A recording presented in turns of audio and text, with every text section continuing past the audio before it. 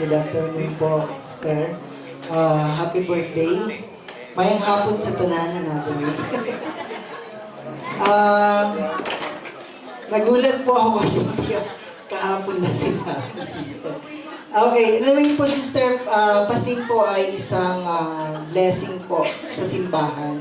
Especially po sa Lourdes, kung saan po kami nagsimula bilang isang magkakasamang katikista hanggang pumasok po ako ng seminaryo at patuloy po siyang naging isang inspirasyon sa maraming bata na natulungan, lalo na po sa elementary.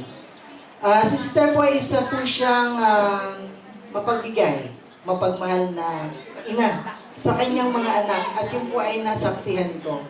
Dahil si Sir Presi po at saka si Francis ay kasama namin sa choir during that time.